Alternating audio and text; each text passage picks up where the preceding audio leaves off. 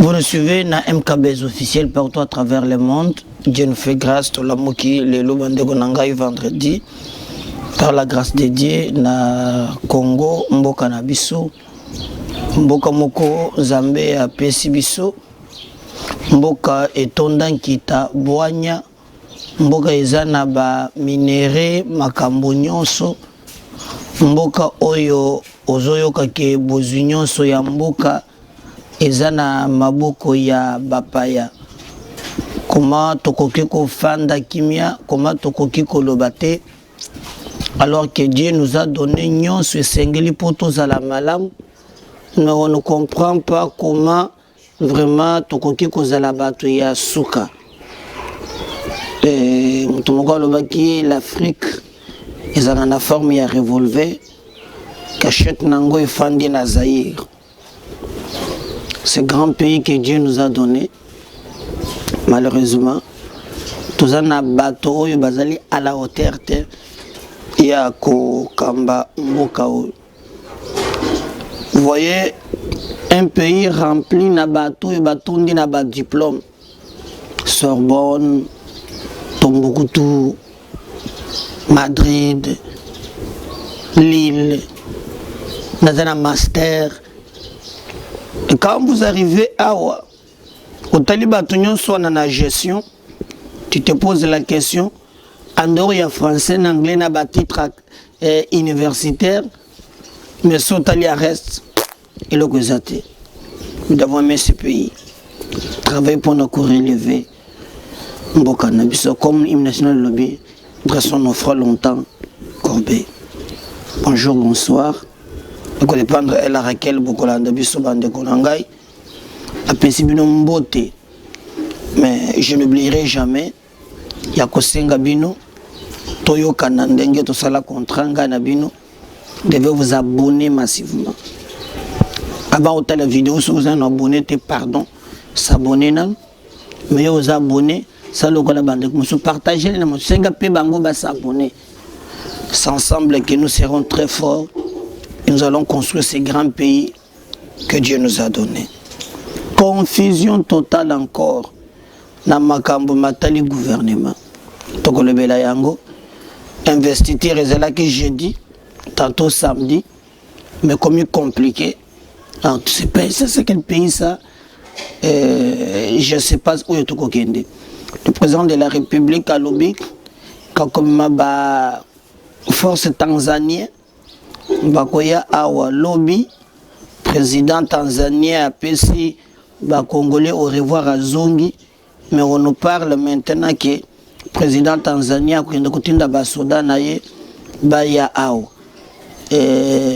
Tokolobela bande konangai makambo ezoleka même awa na Kinshasa oyo à ce qui concerne la réforme il y a loi ya Seni.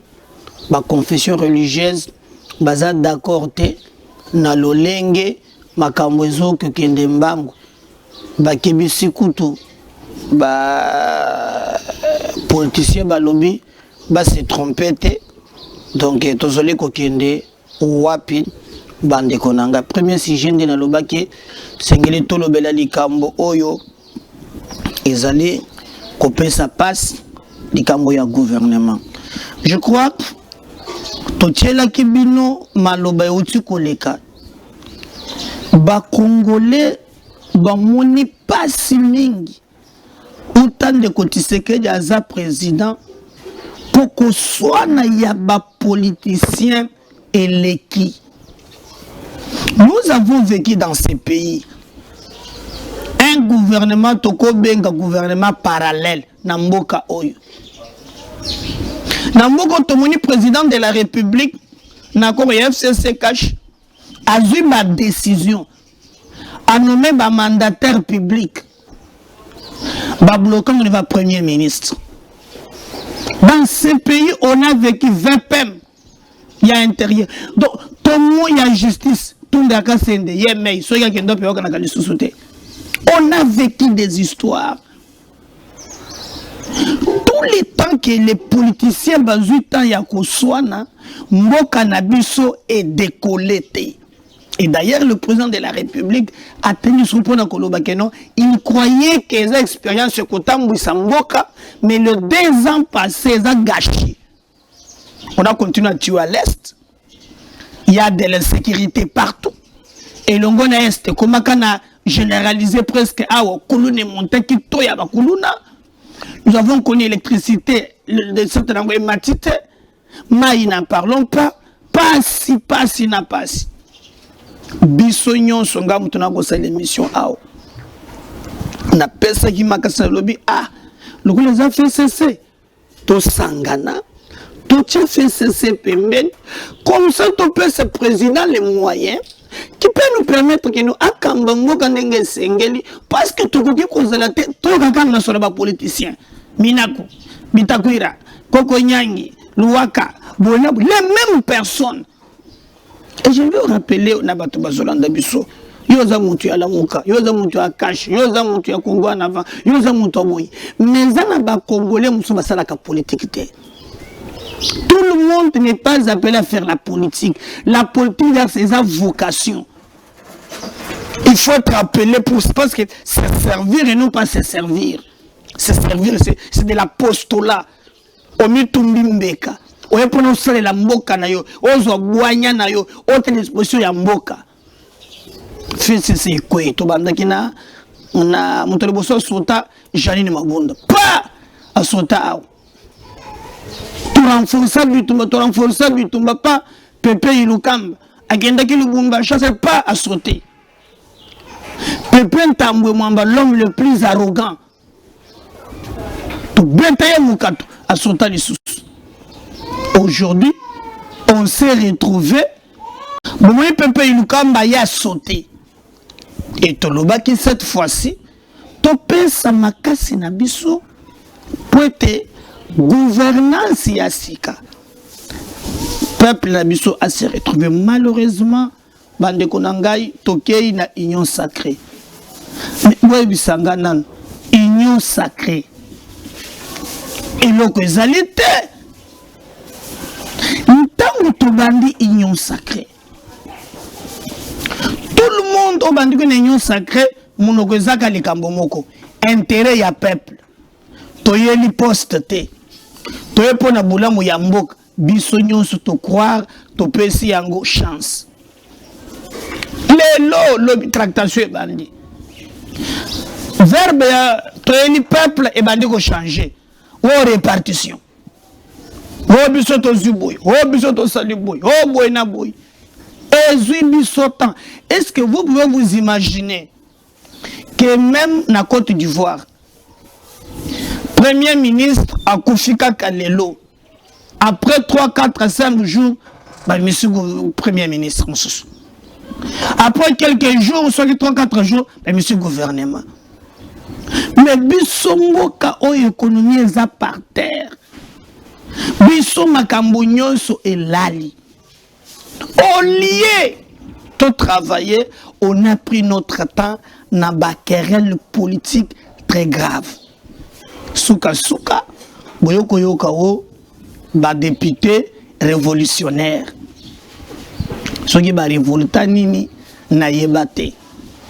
Et Bolanda qui même déclaration député lobby va se retrouver va se retrouver balingi qui va se retrouver na nini nangana yo toyebite. Président de la République ayambi bango a sololi na bango a rappelé bango na ordre tractation parce que na makambo balaka ki bango j'aurais appris, moi je ne peux pas confirmer ici mais j'aurais appris que balobaki na bango que soki boko ici Pepe Ilukamba bokozwa 50 000 te mabunda nde 50 000 Pepe Ilukamba soki bokozwa ba dip place basala contrat ba kominga na mwana yango te nako confirmer ngo te mais député moko aloba ke non ba dip yo ana na munoko na lobi ke non ba ko pesa ba dip mais ye député wana tunité soki congolais ba ko pesa ye nini o ya mema ye sika ya zawan et 18 ans pour la convertir gouvernement et banda qui ba tractation Puis dernièrement, awa, Premier ministre, a kenda ki kokamata rapport, a kende projet à gouvernement, a tegeli yango vieux citoyen Mbosso. Na msebi na sala kupanya na mama F Bazaiba, na bande kumusuba kenda ki bakutana ki na ye. Et balobaki na munoko na bango gouvernement ekosel. Et date ebimi ezala ki jeudi. Donc na lobaki samedi pour nzaka na ba info mususu. Mais bango balobaki jeudi. Tozeli jeudi. Ata solo. Vous même Augustin Kabouya lobaki o bakende ba accompagner gouvernement jeudi. Tozeli jeudi ata eloko moko. D'autres langues balobi lelo vendredi. Mais toujours vendredi on connaît tous. Na plénière tomoye Geneviève Inagosi. Abimi.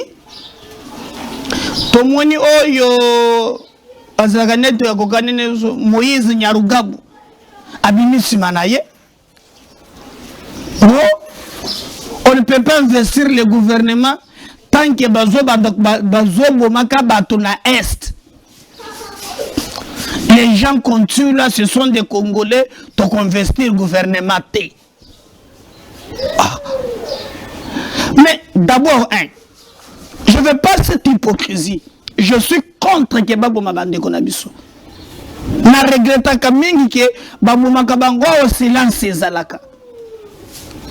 Et parce qu'il passe, il y a comme que même les questions qui devraient nous unir et comme qu'on diviser. Mais quand je vois Geneviève Inagosi, oh ya zali noyo di et puis ya zalaka pembeni ya dada. Qu'on va investir gouvernement pour battre bazoko fanano na est. Lui qui a siégé dans un régime Oyo eza emema abattoir ya ba Congolais. Je rappelle, Geneviève Inagosi, qu'après l'opération turquoise, mais nous avons connu Bayeba Memela biso armes, nyonso, nati juste de nous amener James Kabarebe, le chef d'état-major, Azali, Awa, Ezali bato afudel. Inagosi, Obosani, Afdel, James Kabarebe, chef d'état-major, c'est vous. Je vous rappelle encore, Banani m'a créé un groupe armé. Félix Sazaka a 2 ans. Nandimite qu'il faut dédouaner. Est-ce que je vous rappelle Inagosi, lorsque Bitumba M23 ici, expert, les armes utilisées par les M23 et même les munitions, c'est le même arme, les mêmes munitions utilisées par l'armée loyaliste. Vous avez créé et vous avez tué, vous faites des choses pour ne justifier chaque nabino. Mais quand j'entends qu'on ne veut pas investir le gouvernement parce qu'on tue à l'Est, et je vois aussi un type là, qui vient là, il dit, c'est Moïse, c'est Moïse. Moi, je ne peux pas comprendre Moïse. Et il dit non, on ne peut pas continuer, on est en train de brûler, Bamboka, Bato Bazo Koufa, Awabiso, tout le monde a qui général Moko. On a chargé les opérations de Konayo, Mouniamoulenge. A qui mine armée, à Zali désertion, à Zonga Lubik, à qui combattre la bande de Konaye. Oh yo, décentralisation, il y a Kimia ou à Afrique du Sud. Bah, quoi, si vous avez une collaboration, vous allez créer une sécurité. Qui peut m'expliquer? Qui est Bamoma Kabatuna Est? Mais Banda, il y a mis un étage et Tonga Makuna, Baramel, Bapiaka Yangote. Vous voulez vous moquer de qui? Vous voulez vous moquer de qui? Et vous voulez qui trompe? Créer la sympathie. On ne va pas investir le gouvernement parce qu'on tue à l'Est. Et d'ailleurs, moi je dis à Félix d'être très regardant avec vous. Il est grand temps même qu'il va changer le commandant des opérations. Il ne comprend pas Félix, il faut changer ces avéristes-là à l'Est.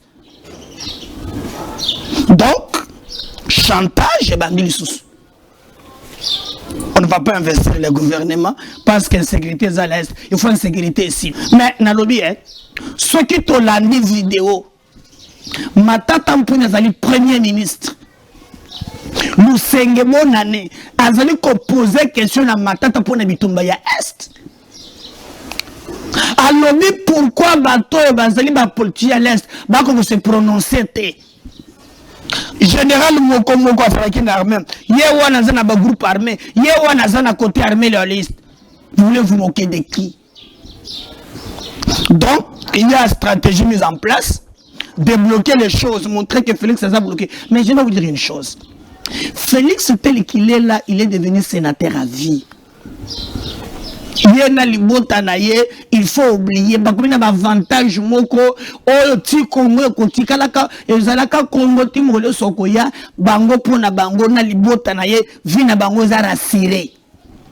mais lorsque vous commencez à faire des calculs politiques, pensant que vous bloquez l'individu Tshisekedi, mais vous bloquez la nation. Et le gouvernement que vous allez investir est commis vraiment très très compliqué. Et il y a ceux qui ont fait les mabongo parce que bande konanga ndenge makambo ko le kanambo ko ko pesa biso passe.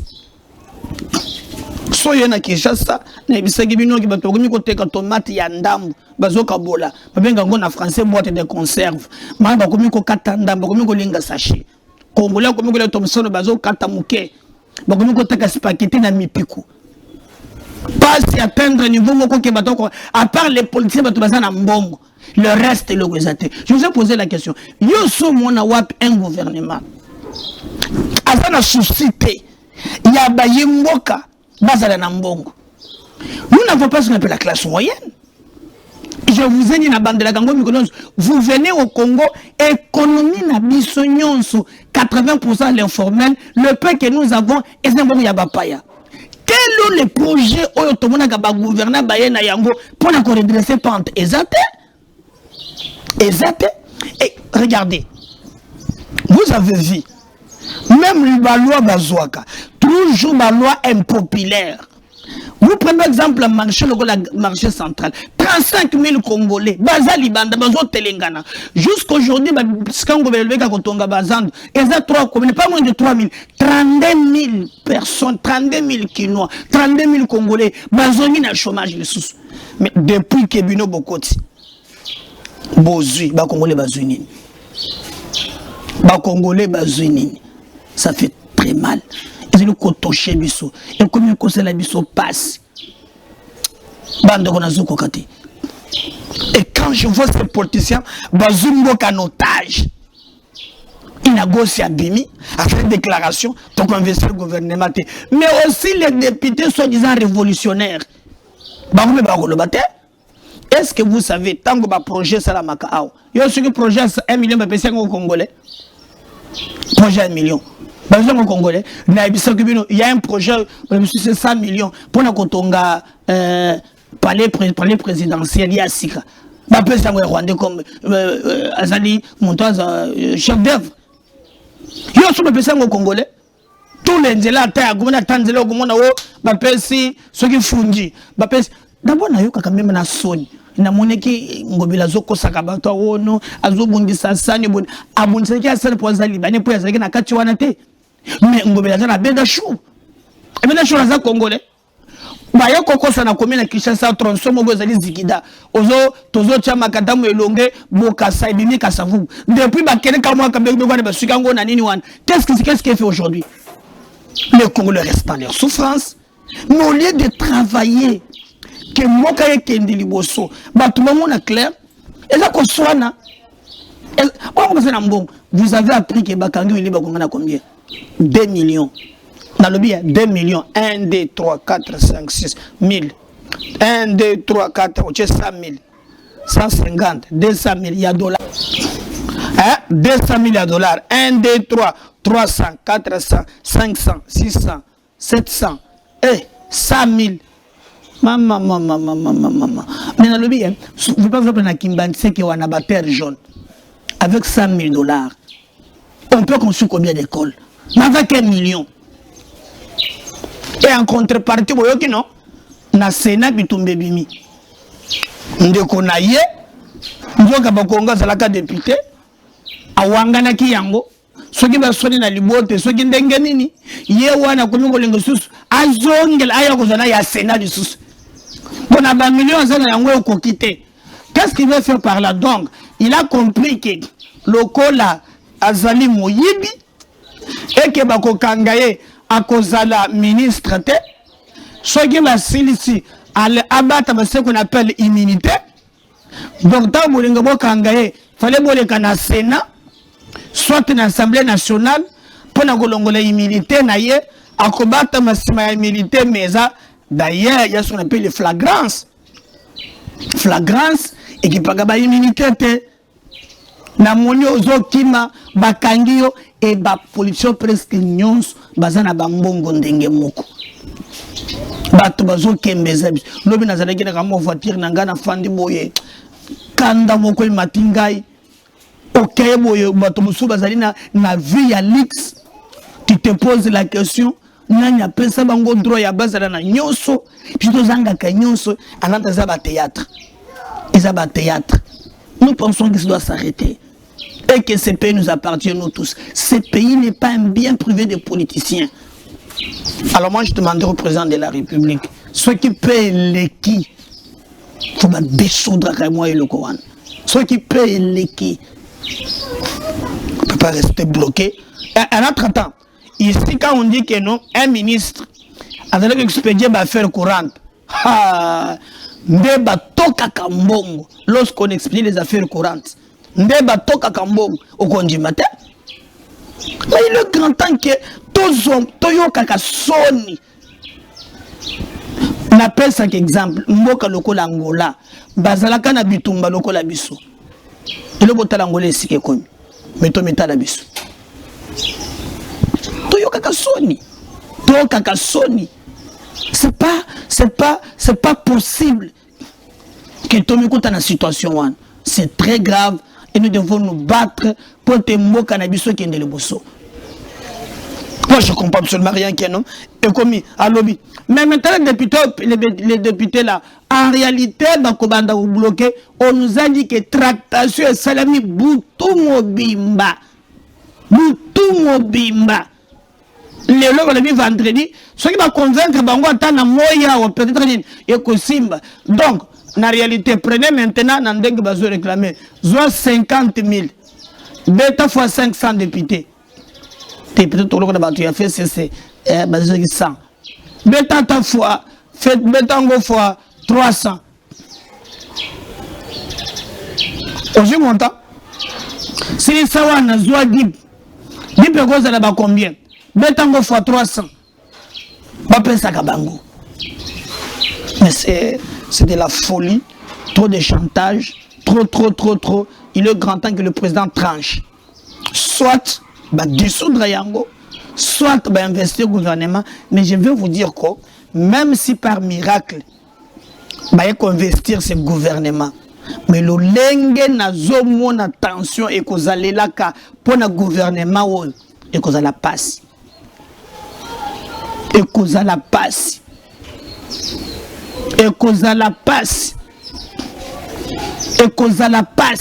Parce que ça regarde le chantage, motion, lobby. Donc finalement, nous allons nous retrouver dans un cas où situation et qu'on développe pas la kandenge moko. Nous devons vraiment dire que trop c'est trop. Tout à la caca, même pas si il y a des Congolais. Donc il continue à boiter bande konangai. Et nous apprenons aussi même que en entretemps, en assemblée, député, ceux qui m'ont ainsi déjà à récolter la signature et ceux qui sont pour na Koko Isamboso. Aïe, Mboka Congo. Malheureusement que l'excès légal a si qu'il politique. Mboko yo Congo ekolo tobete la katolo yo aïe pétition et bandit contre Mbosso balibisika sans signature. Donc on veut déstabiliser les institutions, on veut montrer que eloko ezate nous sommes un chantage les sous. Il faut que Mbosso soit solo là. tant mboso par linga battre la fauteuil naie na bala akokafe bango papa soit lingite nous allons passer mandat oyo kaka na koswana ya ba politicien et bah tu as fait ceci ba ko pelesa mwinda même les mécontents comment goki kozela osigner na union sacrée tango yo kendaki union sacrée na mutu na yo président ko gouvernement ba 300 ministres pour yo se retrouver.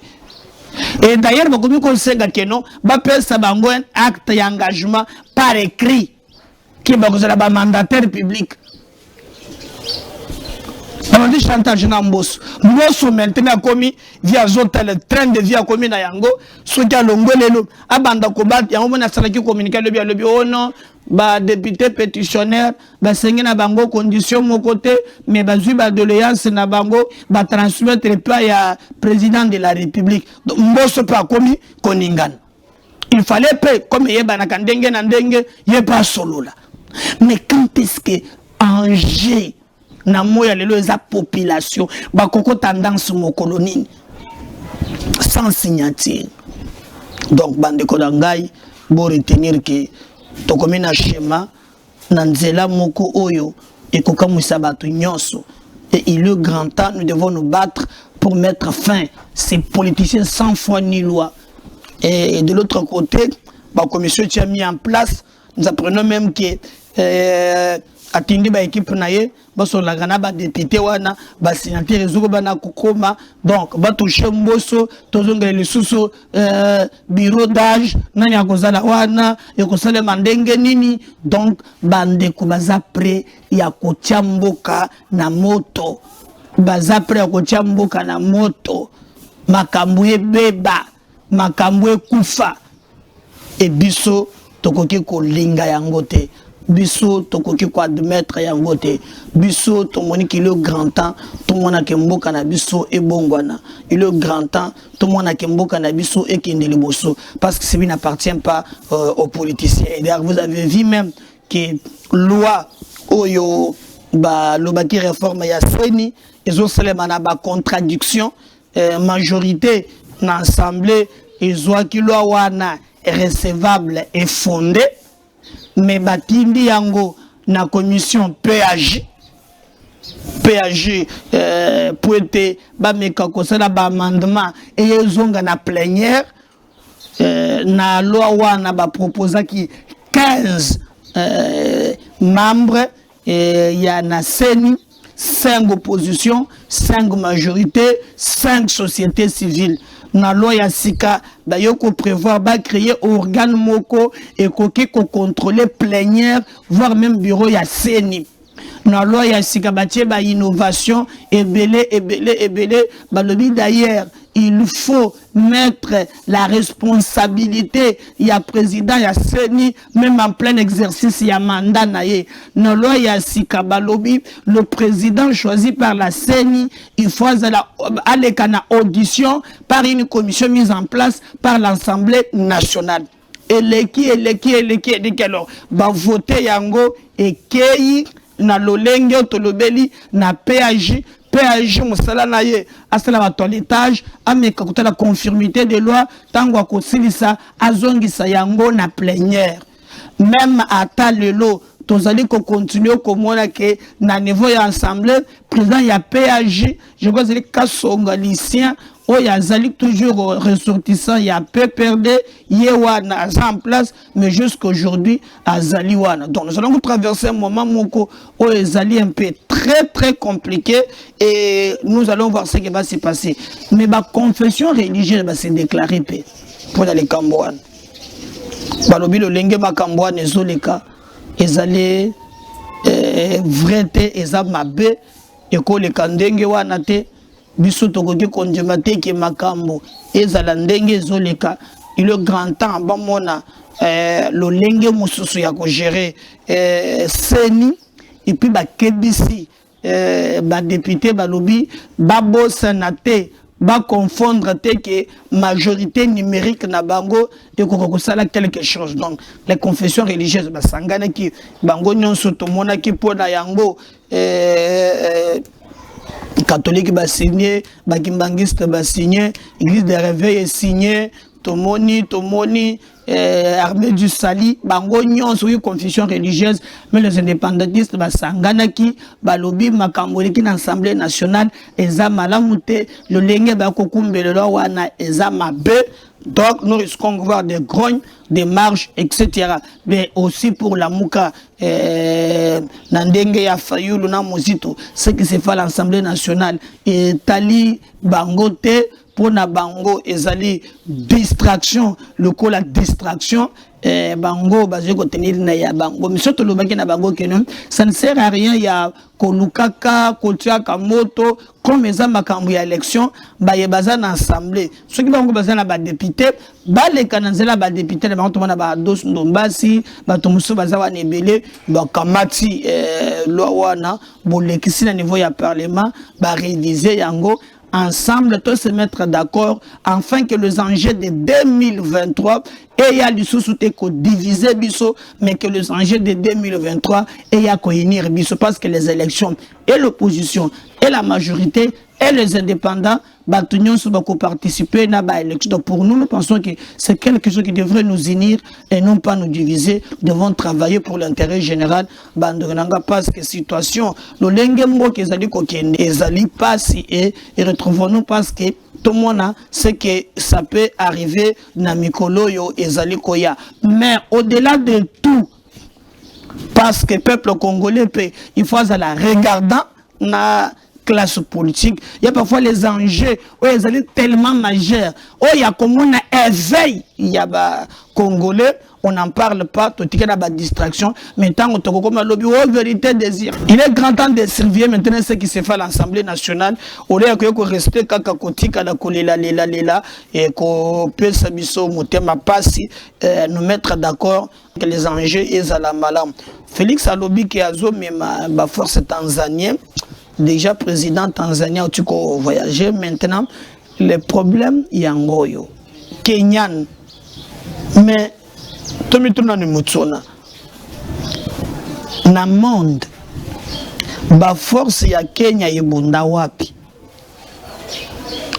oyo ezwa bitumba moi inquiétude mukena ko réfléchir à haute voix. Ba Kenya kuna eza ba terroriste ba Shebab ba biloko moko ya bongo. Mais nous apprenons aussi que non ba oyo bazalaka na est baza ba musulmans ya ADF et consorts. Est-ce que vous ne voyez pas que na monde ya ba terroriste wan soki ba tona pe ba yé ba ko sala moi lié moko boye oyo ko sala que problème est la résolute mais ba kisama. Mais moi comme Congolais, si cela peut amener la paix, je ne peux que soutenir. Mais je me pose, parce que na Kenya, n'oubliez pas que, d'ailleurs, n'oubliez pas que l'actuel président de la République et son opposant qui est devenu Raoula Odinga, Basalaka couteau tiré, tumba bantu ko bomana kuna bazalo ka bakamikazo na batumba makabatumba ka ba mosquée bomaka ba 3000 personnes par jour na ba mboka na bango. Mais maintenant na monde opérateur na est. Est-ce que le président zanaba levier nyonso sérieux? Est-ce qu'il comprend? Mais si le président Kenya parce que aujourd'hui Tomiko Sate monde lelo comme village planétaire. Batunion sont commis coopérer. Vous avez vu paix à son âme le dictateur Aoutiko Kokufa. Pourquoi Azaleki même maintenu par la France? Parce que de lui Nayemoko Idriss Déby a comme force pour nous faire terroriste, une force Barkhane. Les soldats tchadiens bien formés. Tchad joue un rôle mounene. Parmi les 5 pays, je crains qu'après l'Ouana, il y ait hormis ma démocratie, mais rôle abandonné que je pour les djihadistes et les terroristes, ceux qui, moi, n'a remplacé à jouer la sagesse, nous risquons les terroristes, na Sahel. C'est pour mon équipe France, Azalaki, allié, privilégié, Yaïnaïe. Moi, il y a l'élo, au coquille jamais alors jamais kolingate komona mutu moko atelema aboya aide. Non, même les États-Unis collaborent avec d'autres forces, mais seulement nous disons et il y a qui ce problème et qu'on résout un problème. On nous a promis qu'il besoin foudroyer bango. Ah, nous on attend, Dieu sait faire. Tout le monde en réalité n'est qu'aucun collègue. Mais je demanderai aussi aux Congolais tout kaka se diviser na makambo oyo ezali kobo makabiso. Tous la capelle d'accord que toyo kanaka pona ba forces armées na biso. Tolingi to simba na maboko. To mona makambo ya solo. Tous la d'accord. Pour nous, nous pensons que ekozala balam. Le plus important pour nous, tozo zelake makambo nyonso ele kamalam. Parce que ceux qui ont télémité bandeko nangai moto ko bondela mboka na biso azalité. Mais na dinoto bino mutune kabila zongi sopo na kosala nini? Ha? Bandeko nanga kabila zongi Kinshasa. Zongi Kinshasa 4 mois les na Kashamata. Nous apprenons makambo mbele na boye inaye. Bon on est déjà ba contexte à zongi les copies se sont passé. D'abord akendaka na Lubumbashi pour na faciliter kokima ya John Numbi. Et il a réussi parce que tango akei na Lubumbashi abimi akei Dubaï ou akei conférence. Nana kopesa nga photo à conférence vidéo et mon nana tamokolo mokote alongwa partir ya Dubaï azongi ya Zimbabwe. Asoyele batu ya Zimbabwe aya zongi Kashamata. Kokoma na Kashamata abimi John Numbi abimi. Et que fait des jeunes Félix Fatina Bengo 4 fois. Des jeunes en air John Numbi abimi. Pas Zimbabwe côté Kabila lekelaki. Tango asili John Numbi akomina on apprend kazana kiba. Ata balancer mandat. Kabila rentre na moment na Kinshasa moment tension ezoyinda. Moment gouvernement est installé. Nous apprenons même que Zembo se trouble les autres aïe solo wa kosalate pour na bisa biton Kabila revient qui sont na ba condition wan ba lieutenant na ye nyos parce que c'est renkenke bolanda ki shadari ya lobaki ndengeni ba député belé ba kozonga parce que côté ba kei eloko ezate division na division et china rambo azongi balukuta bagisi mande foye belé azana Kinshasa azongi ngakati John Numbi azomona nate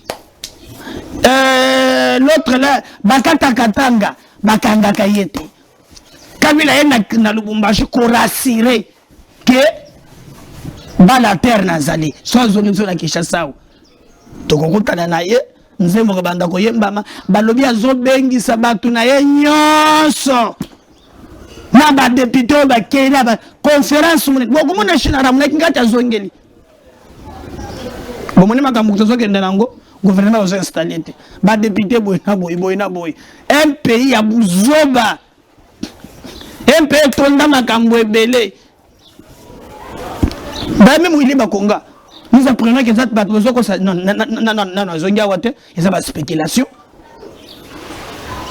Akomuko beta match kuna esengeli maintenant que non pour ba service télévision to bakangiete et c'est maintenant que non gouvernement ya Braza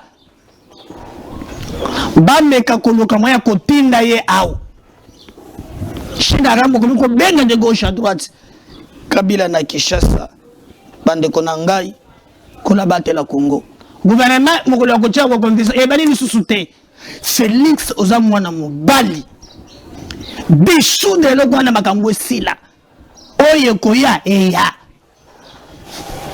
pour Kabila ya zongo na ba député Kabila azongi Kabila zongi akosangisa batu nyonso kala mingi te ona lobaki te fanatique bomoni le vono poto bonde la mboka ele kaka boyete.